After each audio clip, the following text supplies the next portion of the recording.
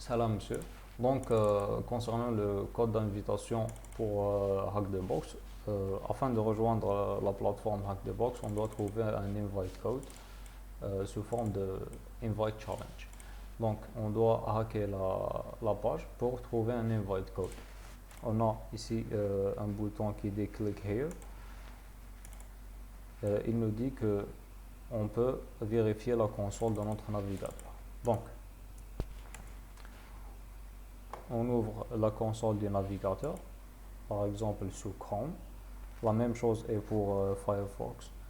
Donc, the first step of the challenge, on a this page loads an interesting JavaScript file, see if you can find it. Donc, on va vers Network, on voit tous les fichiers qui sont chargés par la page. Parmi les fichiers, on a un fichier qui s'appelle invite API min.js. C'est un fichier JavaScript. Comme commentaire, on a the JavaScript code looks strange. Is it obfuscated? Donc, on a affaire à un code offusqué avec du JavaScript. Un code offusqué, c'est un code qui était lisible. On l'a rendu illisible par l'humain, mais qui reste toujours exécutable par le navigateur. On copie notre code et on doit le désobfusquer avec un outil comme JSNice.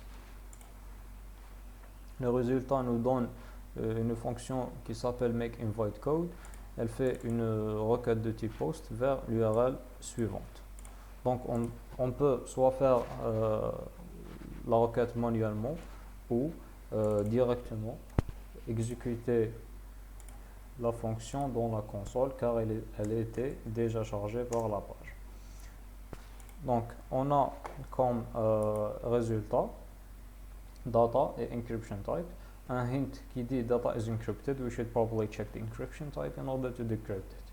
Donc on peut copier notre encoded string avec row13 et le décoder ici.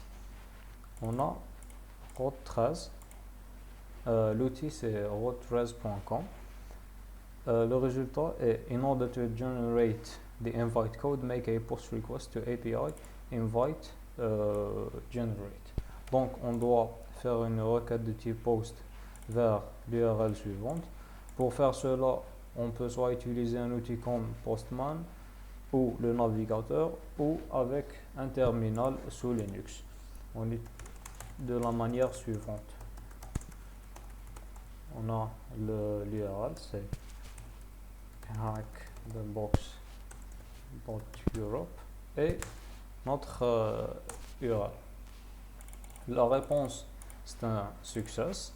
Le code, on peut directement reconnaître le code comme étant base64 encoded string. C'est une chaîne de caractères encodée avec du base64. Donc on peut utiliser un outil sur Linux pour décoder le encoded string. Et on a finalement le invite code pour pouvoir rejoindre la plateforme. On l'utilise pour rejoindre la plateforme. Merci monsieur.